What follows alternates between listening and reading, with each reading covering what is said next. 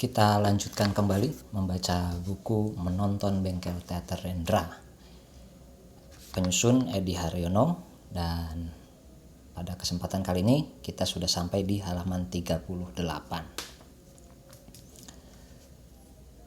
Budaya Jaya, Oktober 1968. Unsur-unsur tidak sadar di balik Teater Rendra, Subagio Sastrowardoyo. Di dalam proses penciptaan seni, terkandung unsur-unsur yang sadar. Dalam hal ini, seniman memperhitungkan kemungkinan efek yang timbul dari karyanya. Pemahat arca yang menaikkan patungnya di atas landasan tumpak yang sekian meter tingginya akan mengukur berapa dari bagian anatomi yang akan dikurangkan atau dilebihkan supaya patung itu dilihat dari bawah dan dari suatu jarak peninjauan masih tetap kelihatan wajar dan seimbang proporsinya. Pengarang roman menghilangkan bagian-bagian dari karangannya yang dirasa mungkin akan menyinggung etika umum atau mungkin akan mengaburkan tanggapan pada cerita. Unsur-unsur yang sadar itu terutama terdapat pada seni yang pengucapannya langsung hubungannya dengan publik, yakni teater. Yang mutlak membutuhkan penonton, berapapun jumlahnya, untuk menyaksikan kehadiran permainannya. Sutradara harus mempergunakan segala daya muslihat yang ada padanya untuk menciptakan kesenyawaan antara permainan dengan penonton. Waktu mencipta karya seni berperanan unsur-unsur sadar itu, tetapi sebagian besar dari proses itu berlangsung dengan tidak sadar. Sekurang-kurangnya tidak dengan rencana yang diperhitungkan dan dipertimbangkan dengan sengaja. Spontanitas berdasarkan kewajaran diri lebih kuat mendorong pelukis mendapatkan garis dan warna daripada pemilihan yang teoritis atas berbagai kemungkinan melukis.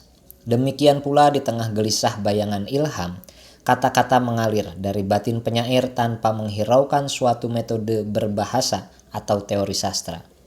Di dalam karya seni yang berhasil terasa denyut kesertamertaan ini yang menandakan adanya detik-detik dan ilham seni yang sejati.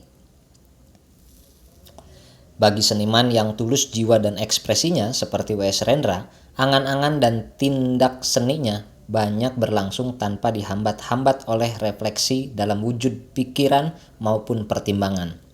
Pada Rendra ada semacam primitisme dan kebocahan yang mulus yang justru memberi corak dan nilai yang khas pada karyanya, baik yang berupa sajak maupun lakon. Di dalam kewajaran diri itu, ia pun rupanya tidak sadar akan pengaruh-pengaruh yang meresap dan bersenyawa dalam pribadinya waktu mencipta. Pertunjukan teaternya, Bebop, adalah manifestasi dari kewajaran yang mulus tanpa kesadaran diri itu. Masa menetap di Amerika Serikat selama kurang lebih 2 tahun itu telah memulangkan ke tanah air seorang pribadi Rendra yang lain. Sekalipun perubahan diri itu tidak disadari sendiri, ada peresapan, pengalaman dan pandangan padanya selama mengikuti perkembangan drama di negeri itu dan selama bertemu dengan berkenalan dengan seniman-seniman Amerika di perkampungan Greenwich Village dan di sekitar dinding-dinding Akademi Teater Amerika di New York. Bahwa pengaruh-pengaruh baru di dalam hidupnya telah meresap dan bersenyawa di dalam pribadinya sehingga ia tidak menyadari unsur-unsur luar yang menggerakkan ekspresi dirinya terbukti pada pertunjukan Bebopnya. Mula-mula tentang unsur nama Bebop, waktu pernah ditanyakan kepadanya mengapa ia mempergunakan nama yang ganjil dan asing itu, kedengarannya untuk lakon teaternya. Rendra tidak menerangkan alasannya dengan pembenaran yang amat rasional. Ia menyatakan bahwa ia suka kepada bunyi bebop. Dengan spontan timbul di dalam angan-angannya waktu ia bersama-sama dengan pemain-pemainnya mengimprovisasikan lakon itu. Gerak-gerik dan kata-kata pada teater itu tidak dipersiapkan dengan naskah, tetapi dengan serta-merta diangan-angan sambil mengatur permainan.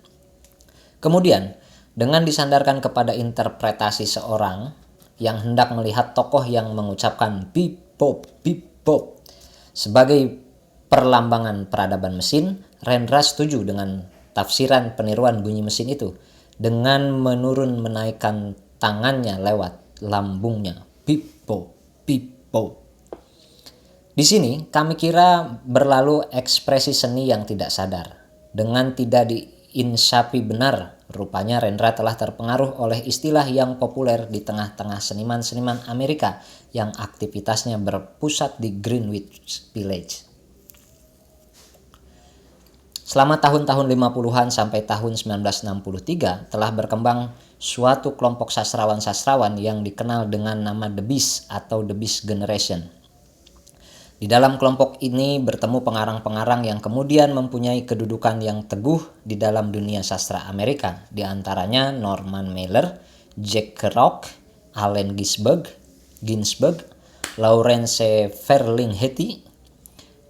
Mereka berkumpul dalam satu angkatan karena mempunyai landasan jiwa yang sama menghadapi semangat masyarakat serta iklim abad yang sedang mereka tempati. Angkatan sastra sebelum mereka, yakni angkatan 20 yang disebut The Lost Generation, yang terdiri dari tokoh-tokoh Ernest Hemingway, John Dos Passos, F. Scott Fitzgerald, dan lain-lain, mengadakan reaksi yang negatif terhadap masyarakat industri dengan membawa persyaratan mekanisasi dan standarisasi pada hidup serta menjepit kemungkinan dan bakat-bakat untuk berkreasi. Sebaliknya, angkatan Beat ini bersikap lebih positif. Akibat dari sikapnya yang negatif terhadap masyarakat sekitarnya, The Lost Generation berwatak sinis dan apatis dan banyak menjadi ekspatriat ya, meninggalkan tanah airnya dan bermukim di Paris. Sedang The Beat Generation merasa diri hasil dari masyarakatnya dan itulah satu-satunya dunia yang mereka kenal.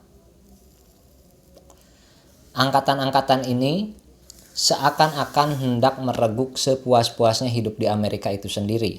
Dengan mengembara dari kota ke kota, dengan minta menumpang kendaraan-kendaraan yang kebetulan lewat, dengan berbekal beberapa coretan sajak-sajaknya di sakunya yang hendak dibacakan kepada orang di ruang-ruang bawah tanah, rumah orang atau di kedai-kedai kopi. Atau menikmati waktu hidup sekilas dengan secepat mungkin dengan membalap di atas motor pitnya seperti yang pernah dilakukan James Dean.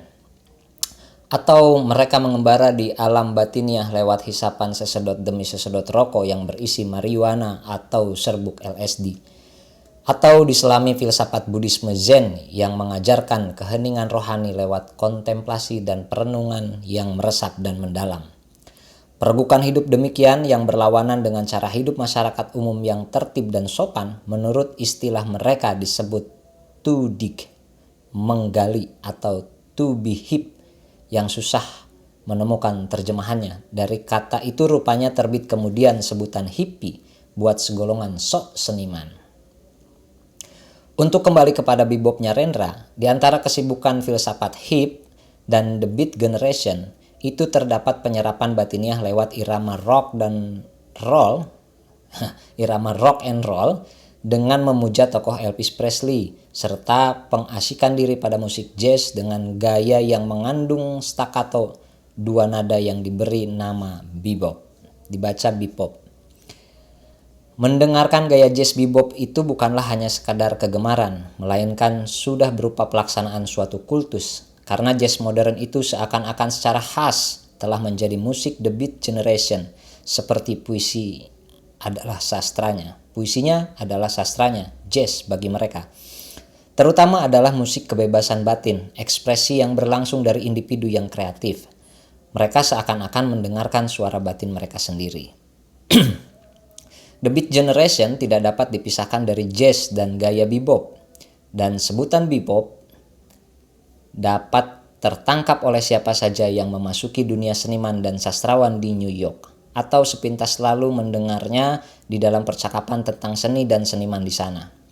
Bebop dibalik bebop.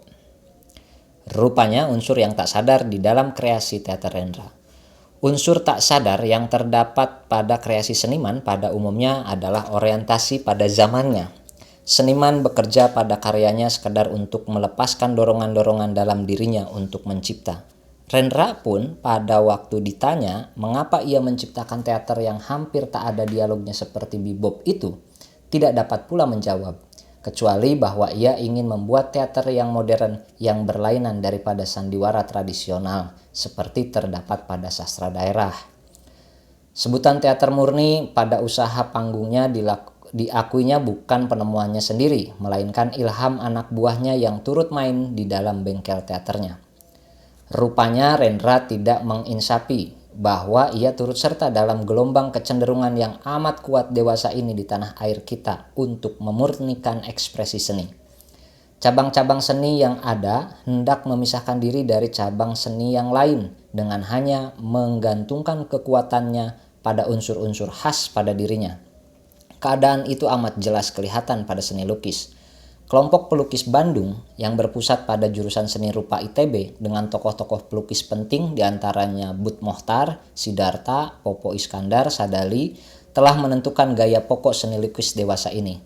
Sampai pun kelompok Yogya yang hingga lama dengan setia meneruskan gaya realisme Sujoyono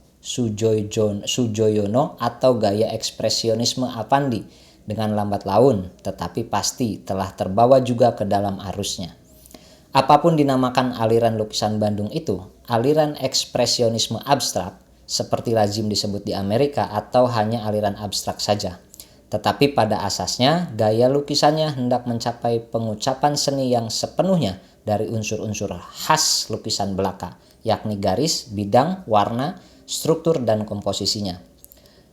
Lukisan tidak bercerita lagi tentang keindahan gunung dan sawah, tentang wajah atau benda yang diam, atau tentang keramaian di pasar atau kehebatan di dalam revolusi. Cerita adalah unsur sastra, dan karena seni lukis bukan sastra, maka seni lukis harus memurnikan dan mengabstraksikan diri dari unsur-unsur yang tidak khas lukis. Gaya realisme dan ekspresionisme yang masih tinggal berbekas di Yogya masih melibatkan diri pada sastra. Mereka melukiskan alam, dunia, dan kisah pengalaman.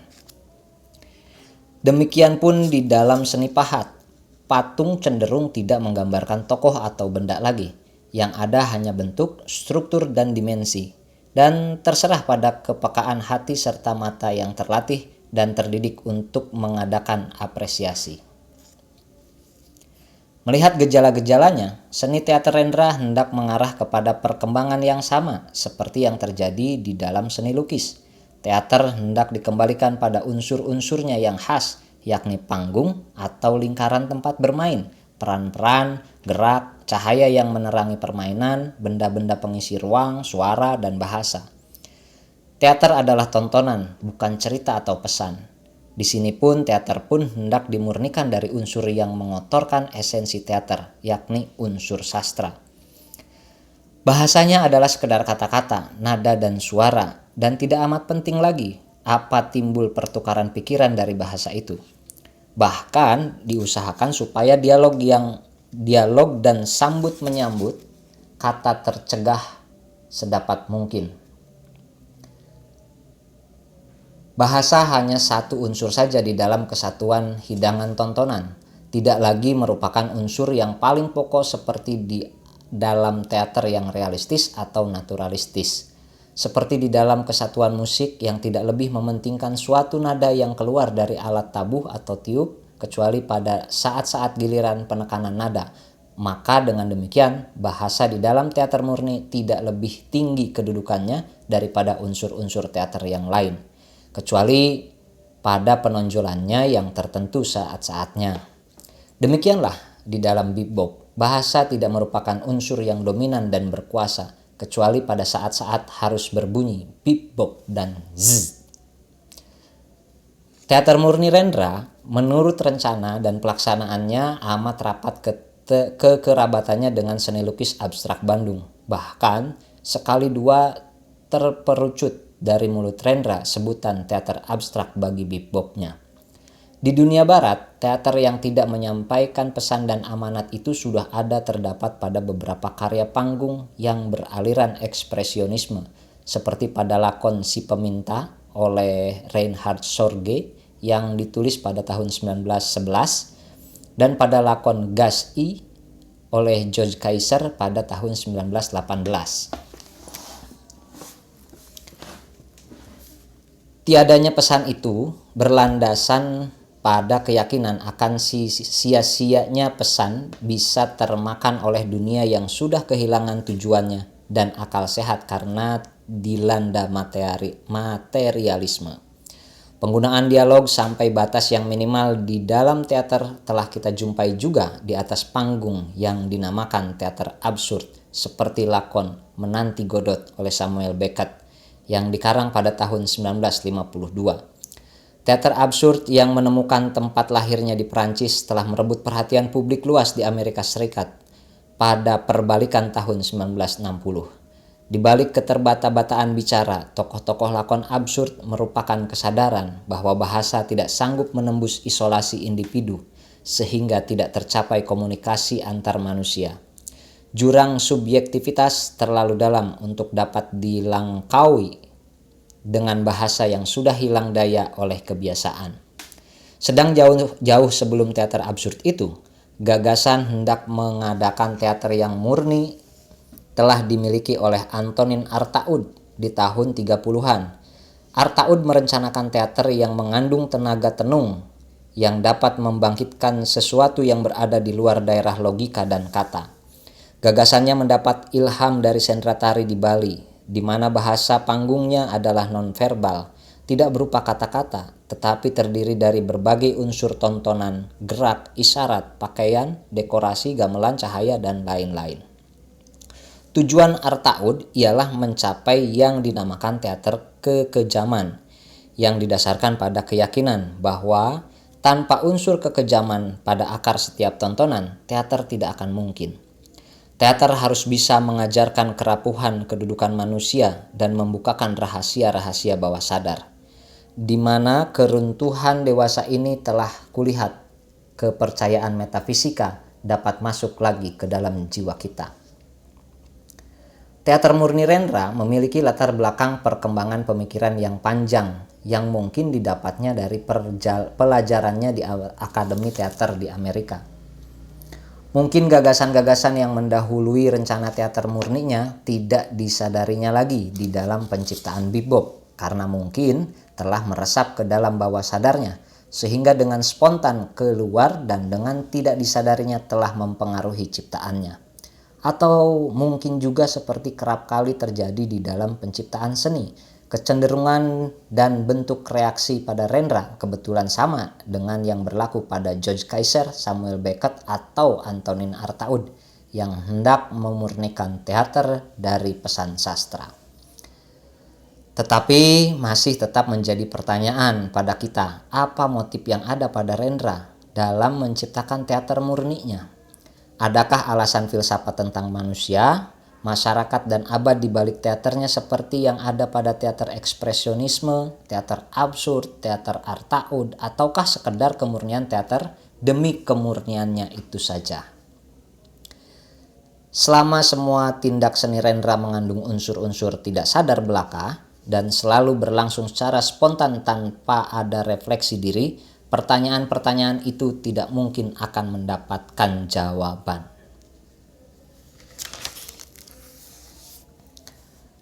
Kepingan riwayat teater kontemporer di Yogyakarta, 30 Juni 2000. Yogyakarta dan kegiatan teaternya. Landung Simatupang. Terpuruknya PKI dan segala lembaga yang berada dalam naungannya menjadi organisasi terlarang setelah tahun 1965 dan kedatangan kembali W.S. Rendra dari studinya di Amerika Serikat ke Yogyakarta mengantar kepada babak baru dalam perkembangan teater masa kini di Yogyakarta dan kemudian di Indonesia. W.S. Rendra mendirikan bengkel teater tahun 1968 dengan menggunakan improvisasi sebagai metode persiapan dan latihan keaktorannya.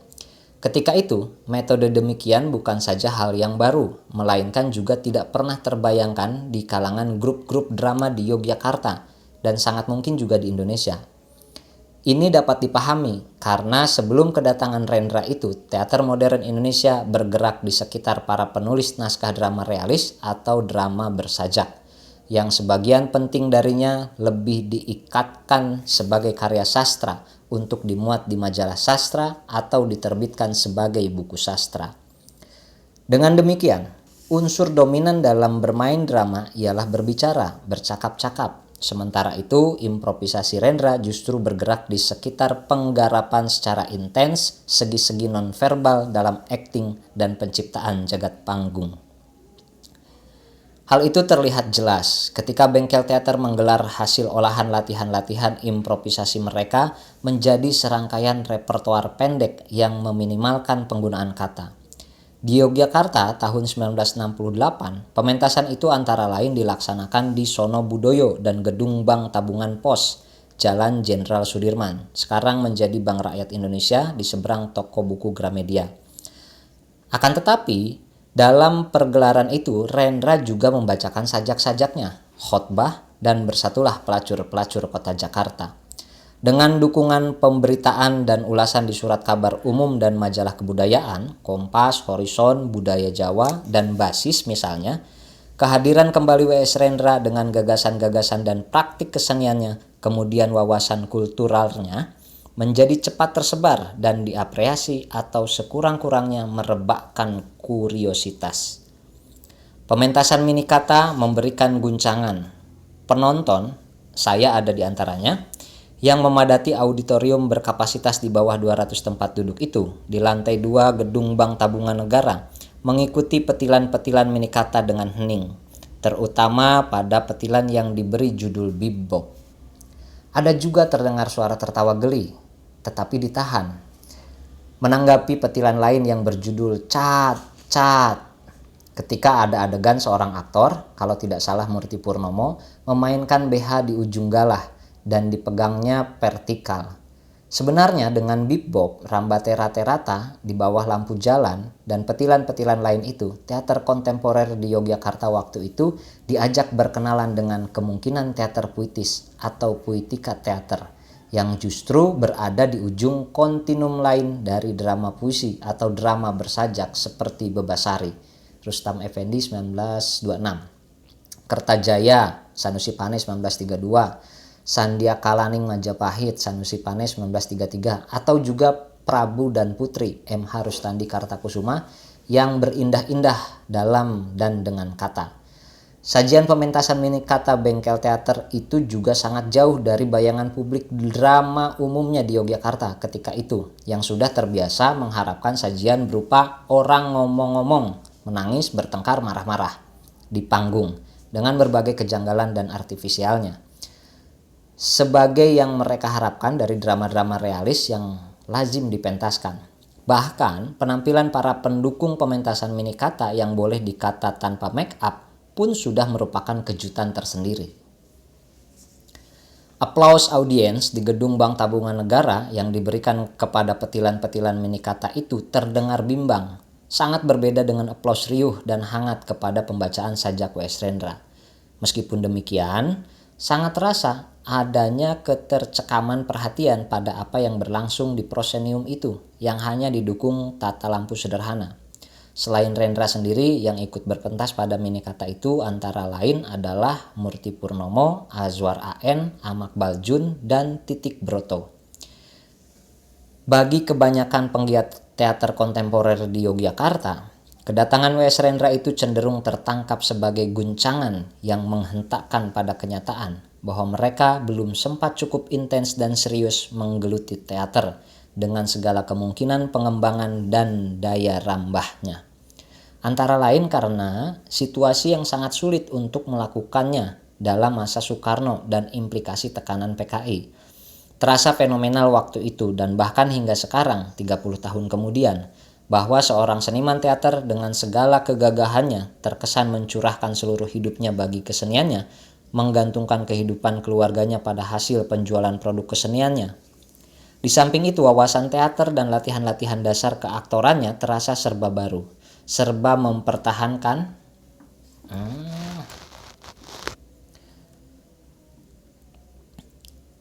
Di samping itu, wawasan teater dan latihan-latihan dasar keaktorannya terasa serba baru, serba mempertahankan dan merombak apa yang sudah lazim. Dengan itu semua, yang berpadu dengan harisma pribadi yang muskil dijelaskan, Rendra menjadi magnet yang menyedot hampir semua seniman teater kontemporer dan juga banyak seniman di cabang kesenian lain di Yogyakarta tahun 1970-an.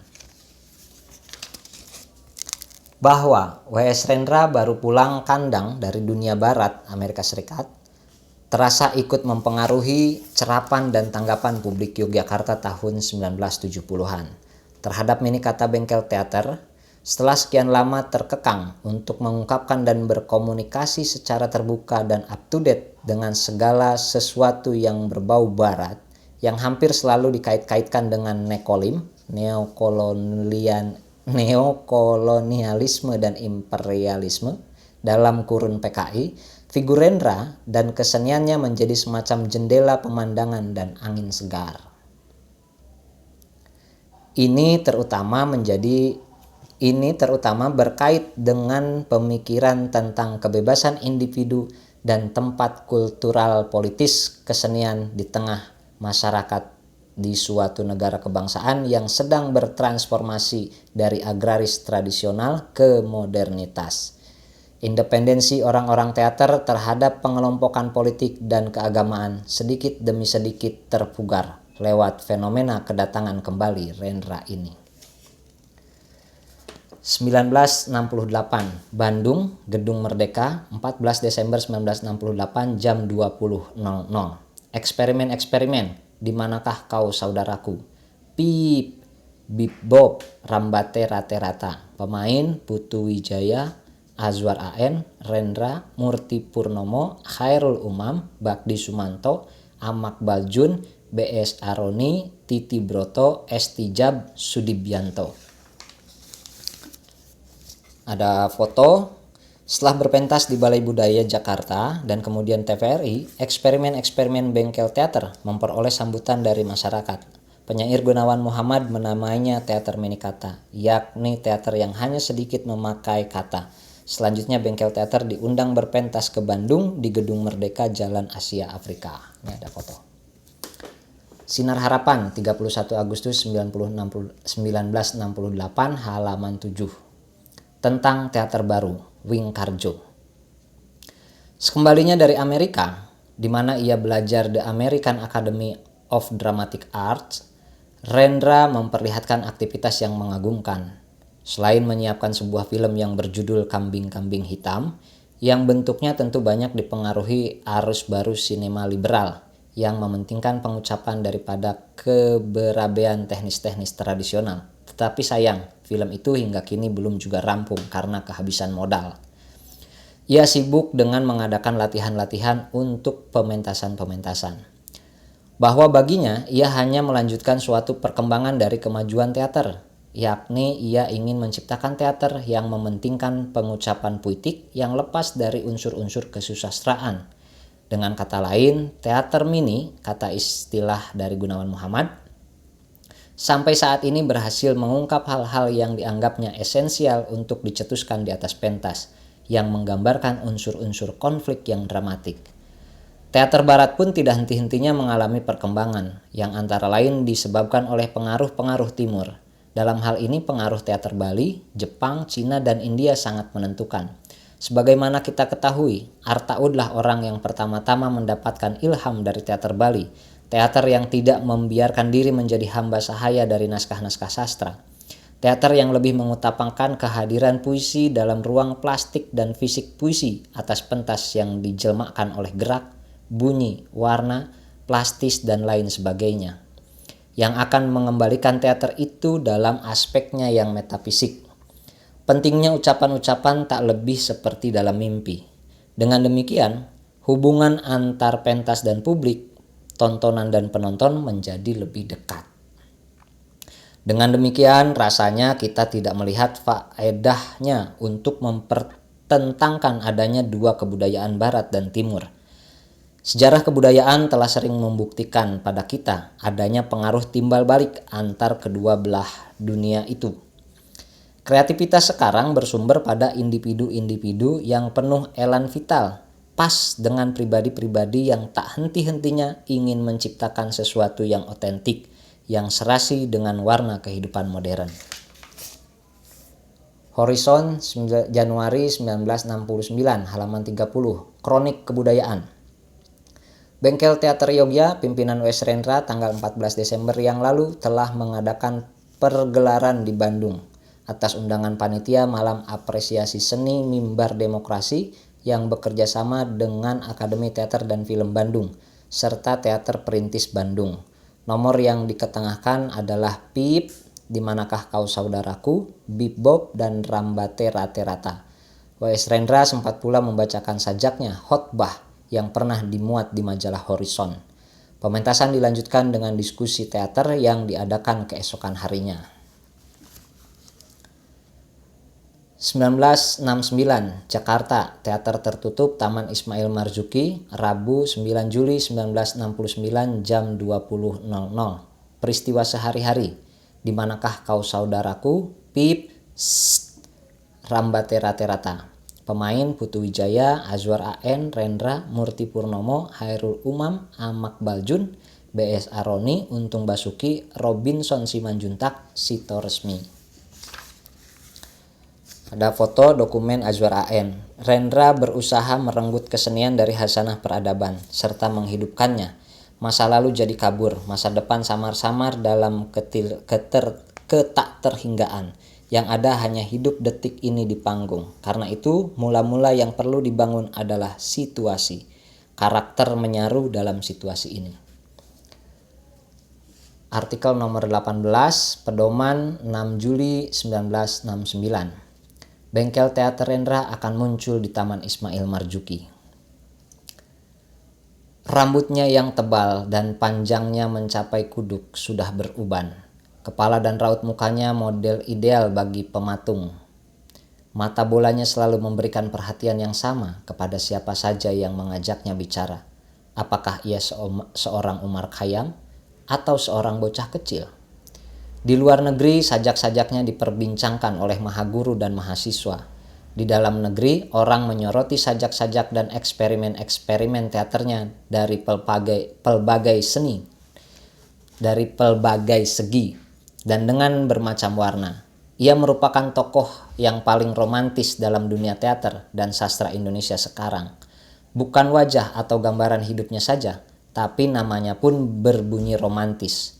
Willy Surendra Rendra, disingkat W.S. Rendra. Namaku Willy. Aku waktu kecil tidak suka nama Willy. Ayahku yang memberinya. Ibuku juga tidak senang. Ia dulu nyatakan tidak kesenangannya itu dengan mengarang syair Jawa.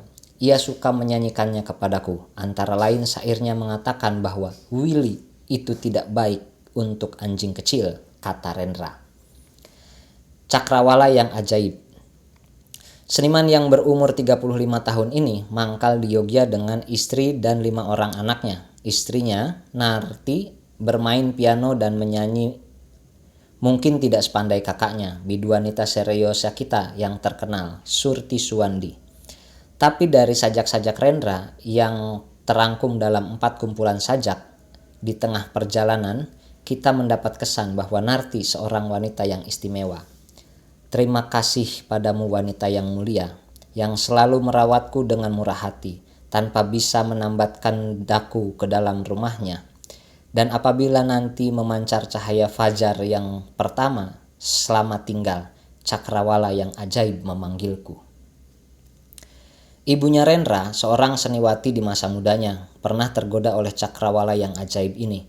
Ketika menjadi penari muda, lagi cantik, di salah satu keraton Jawa, ia menikah dengan ayahnya Rendra, seorang guru yang beragama Katolik.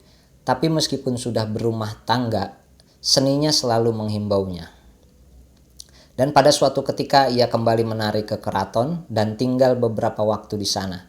Setelah kegelisahan kesenimanannya mereda, ia kembali ke rumahnya dan beberapa waktu kemudian lahirlah Rendra. Selalu mencari. Keresahan seniman selalu merasuki Rendra. Seperti ia katakan sendiri, Cakrawala yang ajaib memanggilku. Ia selalu mencari. Ia selalu bekerja. Pada suatu ketika kami sedang mengobrol, tiba-tiba ia keluarkan secari kertas yang kumal dari saku kemejanya. Lalu ia mencatat sesuatu. Ketika ditanyakan, apa yang ditulisnya? Ia menjawab, kata-kata yang terloncat dari mulutmu. Untuk apa? Aku suka kata-kata itu. Mungkin kelak dapat aku gunakan dalam karya-karya, meskipun tidak setepat seperti yang kau ucap tadi. Sekembalinya belajar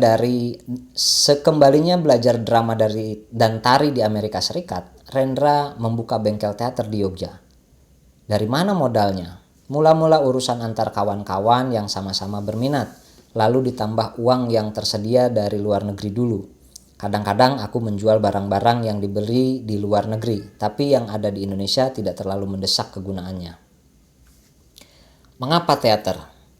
Pada tahap sekarang, tampaknya kegiatan teater Rendra merupakan extension daripada kegiatannya sebagai penyair. Sebab kegiatan teater Rendra banyak sedikitnya lebih dekat kepada visi daripada teater biasa atau legitimate teater. Menurut Rendra sendiri, kadang-kadang kata-kata tidak cukup untuk mengungkapkan apa yang ia ingin kemukakan. Ia mencari medium lain. Ia barangkali menemukannya dalam bentuk teaternya ini. Tapi ia pun harus mengakui bahwa apa yang ia peroleh sekarang mungkin sekali belum bentuk yang selesai. Banyak orang khawatir bahwa penyair Rendra akan beralih medium. Tapi Asrul Sani, seorang yang menampilkan Rendra untuk pertama kali, Gelanggang, majalah siasat dulu, mengatakan bahwa tidak usah khawatir atau sayang. Sebab apa yang Rendra lakukan sekarang adalah perkembangan logis daripada pencarian serta karirnya sebagai seniman. 9-10 Juli di Tim. Ibu kota mulai mengenal teater Rendra dengan bebopnya.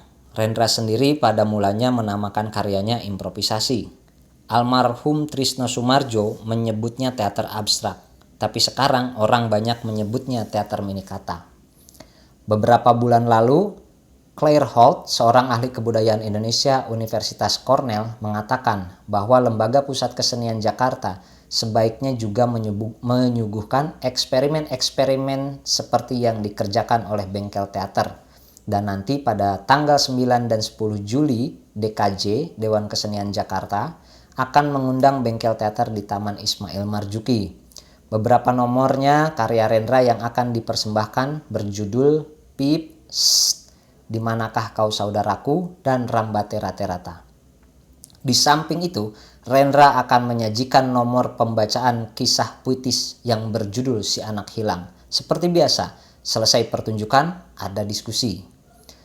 Sehubungan dengan undangan DKJ ini, bengkel teater merasa gembira karena ternyata tidak hanya orang-orang asing yang menghargai semangat pencarian dan bereksperimen. Agak melegakan perasaan bahwa akhirnya ada juga lembaga Indonesia yang percaya bahwa seniman bangsanya mampu juga bereksperimen. Sebab sampai kini simpati yang didapat oleh mereka hanya dari perorangan saja. Sambutan poetry reading Rendra di bulan April dulu memang baik. Mungkin karena apresiasi sastra masyarakat ibu kota sudah luas cakrawalanya untuk tidak mengatakan lebih tinggi mutunya. Mungkin juga karena waktu itu pertunjukan-pertunjukan tersebut gratis. Pertunjukan 9-10 Juli nanti tidak lagi gratis, yang sebetulnya memang segitu harusnya. Kita ini sudah terbiasa dengan undangan gratis kalau mau menonton, sehingga sepak bola jadi berita di halaman muka sebuah harian. Dewi Rais. Kompas 5 Juli 1969. Drama 3 Kota di Tim. DKJ bersama Badan Pembina Teater Nasional Indonesia akan menampilkan 3 rombongan sandiwara dari 3 kota pada tanggal 9-11 Juli nanti, yaitu Bengkel Teater Yogyakarta, pimpinan W.S. Rendra, Teater Perintis dari Bandung, pimpinan Jim Adi Limas, dan Teater Kecil Jakarta, pimpinan Arifin Senur. DKJ bersama Badan Pembina Teater Nasional Indonesia akan menampilkan 3 rombongan sandiwara dari 3 kota pada tanggal 9-11 Juli nanti, yaitu Bengkel Teater Yogyakarta, pimpinan W.S. Rendra, Teater Perintis dari Bandung, pimpinan Jim Adi Limas, dan Teater Kecil Jakarta, pimpinan Arifin Senur. Bip Bob tidak ikut. Pada malam pertama mulai jam 20.00, Bengkel Teater Rendra akan mementaskan nomor-nomor improvisasi Di Manakah Kau Saudaraku, Rambate Rata-Rata, pip, dan sst. Di samping Rendra sendiri akan membacakan sajaknya si anak hilang. Nomor Bip Bob tidak diikut sertakan kali ini.